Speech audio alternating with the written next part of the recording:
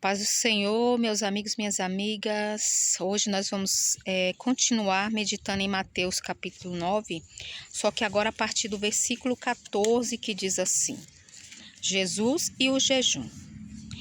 Então os discípulos de João Batista chegaram perto de Jesus e perguntaram: por que é que nós e os fariseus jejuamos muitas vezes, mas os discípulos do Senhor não jejuam?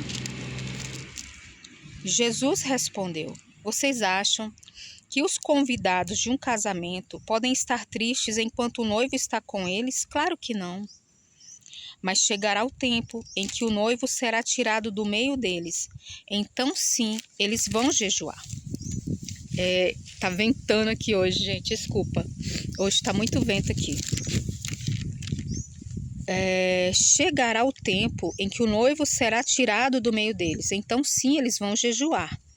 Ninguém usa um retalho de pano novo para remendar uma roupa velha, pois o remendo novo encolhe e rasga a roupa velha, aumentando assim o rasgo.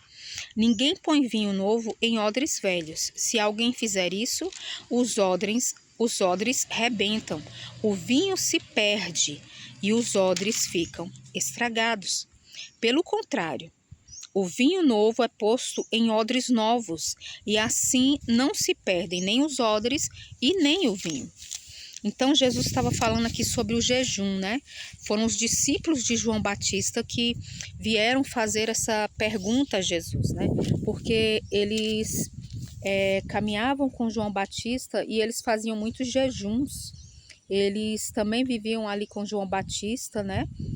Ali no deserto, eles estavam ali com João Batista, e João ele veio preparar o caminho do Senhor, ele pregava o arrependimento. E quando Jesus ele começa a falar sobre o jejum, ele fala nessa questão que os discípulos iam jejuar depois que o noivo fosse tirado, porque Jesus estava com eles. Então eles estavam muito felizes. Pensa, gente, imagina como o coração deles estava cheio, estava pleno, caminhando ao lado de Jesus. Meu Deus, João chegava a reclinar a sua cabeça no ombro do mestre, sabe? Gente, imagina, né? Eles não tinham motivo para estar contristados. Mas é claro que eles também jejuavam, né? O que Jesus quis dizer é que haveria sim um momento deles estarem mais contritos, mais contristados, né? Quando ele fala ali dos fariseus, os fariseus, eles jejuavam muito, né? Eles cumpriam a lei, mas, aliás, eles falavam da lei, mas eles não cumpriam a lei. Eles ensinavam o que era certo, mas não praticavam o que era certo, não praticavam a lei, os mandamentos de Deus. E por isso que Jesus começa a falar essa questão. Não se põe vinho novo em odres velhos, não se põe um remendo novo em roupas velhas. Jesus estava falando, sabe de quê, gente? Nós temos que ser coerentes e não religiosos. Não adianta a gente ter rituais. Eu oro todos os dias, eu leio a Bíblia todos os dias. Eu faço jejum 2, 3 vezes por semana. Como eu sou espiritual. Não é isso que Deus está querendo dos seus filhos. E ele ainda fala aqui, aprendam, misericórdia quero, e não sacrifícios. Gente, é isso que Deus requer de nós. Que nós sejamos pessoas coerentes, pessoas que realmente têm Deus no coração, pessoas que não são apenas religiosas, que não fazem as coisas apenas para cumprir rituais, apenas por costumes e hábitos, mas que façamos com coerência, conscientes do que estamos fazendo. Senhor, eu vou fazer esse jejum para quebrantar o meu coração, para quebrar as forças da minha carne, para eu estar mais perto do Senhor, para eu receber mais da Tua presença, para que eu venha, Senhor, ter mais força para lutar contra o pecado, para que eu venha, Senhor, ter mais força para lutar contra os ardis do inimigo. É fazer um jejum, é a gente fazer orações, é a gente buscar a Deus, devemos estudar a palavra com consciência, com entendimento do que estamos fazendo, de uma maneira que agrade a Deus e não por religiosidade. Entendeu? Aí aqui, continua aqui. No 18 fala assim: Jesus cura uma mulher e uma menina. Enquanto Jesus estava falando ao povo, um chefe religioso chegou perto dele, ajoelhou-se e disse: a minha filha morreu agora mesmo. Venha e ponha as mãos sobre ela para que viva de novo. Então Jesus foi com ele e os seus discípulos também foram. Certa mulher, que fazia 12 anos que estava com uma hemorragia, veio por trás de Jesus e tocou na barra da capa dele. Essa é a versão da nova tradução da linguagem de hoje, tá bom? Pois ela pensava assim: se eu apenas tocar na capa dele, ficarei curada. Então, em outras versões, você vai ver aí: se tão somente eu tocar na orla das suas vestes. A mulher que sofria há 12 anos um fluxo de sangue, né? Essa história tão conhecida, tão maravilhosa, da cura da mulher do fluxo de sangue. Se eu apenas tocar na capa dele, eu ficarei curada. Jesus virou, viu a mulher e disse: coragem, minha filha. Em outros fala: tenha bom ânimo. Você sarou porque teve fé. A tua fé te salvou. Fala em outras versões, né? E naquele momento, a mulher ficou curada. Depois Jesus foi para a casa do chefe religioso. Quando viu os que tocavam música fúnebre e viu a multidão numa confusão geral, disse: saiam todos daqui. A menina não morreu, ela está dormindo. Então começaram a caçoar dele. Logo que a multidão saiu, Jesus entrou no quarto em que a menina estava, pegou-a pela mão e ela se levantou. E a notícia a respeito disso se espalhou por toda aquela região. Então, gente, era muita coisa acontecendo, né? Jesus estava ali caminhando. Ele veio, curou aquele homem, o paralítico. Ele estava ensinando ao povo, e aí Jesus está indo pelo caminho e aparece o soldado romano, né? Não, aliás, desculpa, um fariseu, um homem religioso, um homem que servia no templo, né? Um doutor da lei, um fariseu, olha só, né? Fariseu, né? Que vivia se opondo a Jesus, que não acreditavam em Jesus, né? Que só acreditavam ali nos seus dogmas, nos seus rituais.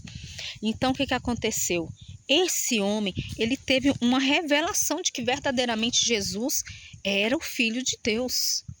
Tanto que ele traz a Jesus uma causa, gente, completamente impossível. Não era uma cura. A menina não estava apenas doente, ela já tinha morrido. Será que eu e você teríamos uma fé dessa? De procurar Jesus quando realmente já morreu?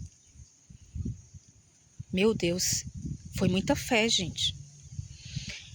Mas aquele mesmo momento em que Jesus fala com ele: eu vou até lá curá-la, eu vou até lá na sua casa, eu vou até lá ressuscitá-la, na verdade, né? Nesse momento vem a mulher do fluxo de sangue, vem a mulher hemorrágica e toca na orla das vestes de Jesus. Ela toca ali uma parte ali da roupa de Jesus. Ela só toca, né? Ela rompeu ali com a multidão, ela veio caladinha no meio da multidão e no seu espírito, com uma certeza tremenda de fé, ela toca em Jesus e ela é imediatamente curada. E aí Jesus olha para ela e fala, aqui não relata como em outros evangelhos, né? O diálogo de Jesus com ela, né? Em outros evangelhos vai trazer essa passagem aqui mais detalhadamente. E Jesus fala para ela: tenha bom ânimo, minha filha, a tua fé te curou. Em outras versões fala: minha filha, a tua fé te salvou. E ali Jesus segue para a casa do fariseu. Quando ele chega lá, Havia uma multidão de pessoas, né, tocando músicas de funeral, chorando, né? Eles tinham esse costume, né? Até pagava-se algumas pessoas para chorar ali nos funerais. Era uma coisa assim bem dramática mesmo, né? Mas tinha muitos ali que estavam ali e que realmente não estavam com o coração quebrantado. Eles não estavam ali realmente sentindo a dor da família, né? Estavam ali cantando, mas não estavam ali realmente sentindo aquela dor. Estavam por estar. E aí Jesus fala: por favor, saiam, porque a menina não está morta, ela está dormindo. E eles começam a zombar de Jesus. Não é assim, gente? Até hoje, quando muitas vezes a gente está pregando a palavra de Deus, quando estamos dando testemunho de que Deus é poderoso para fazer o impossível, quantas vezes as pessoas riem de nós? As pessoas começam a nos zombar, né? A palavra fala caçoar. Eles começaram ali a zombar de Jesus. E quando aquelas pessoas saem, porque Deus ele não opera no meio da incredulidade. Ele não opera no meio da incredulidade. Quando aquelas pessoas saem, Jesus entra no quarto da menina e Jesus restaura a vida daquela menina. Ela é ressuscitada. Não há nada impossível para Jesus. Não há nada impossível para Jesus. Aquele homem que era um religioso, ele teve uma fé tão espetacular de pedir a Jesus que ressuscitasse a sua filha que já estava morta. A palavra do Senhor diz, né? Eu sou a ressurreição e a vida. Aquele que vem a mim aquele que vem a mim, ainda que esteja morto, desculpa. Aquele que vem a mim, ainda que esteja morto, ressuscitará. Jesus está falando isso da ressurreição eterna, mas também de ressurreição de mortos. Será que nós ainda temos fé para crer na ressurreição de mortos? Gente, você teria coragem de chegar num enterro, de chegar ali num sepultamento e orar, impondo as mãos para que aquela pessoa ressuscitasse? Sinceramente, eu não faria isso, a menos que o Espírito Santo falasse para mim: ore por ressurreição.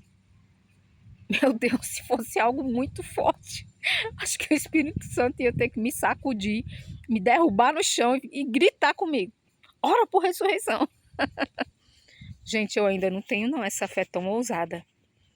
Mas que nós possamos ter uma fé inabalável, que nós possamos crer nos milagres do Senhor e principalmente, né, na ressurreição, aleluia, de quando Jesus restaurar, de quando Jesus vier nos buscar para o reino dos céus, ali onde nunca mais haverá morte, que nós estejamos preparados, aleluia, para entrar no reino dos céus.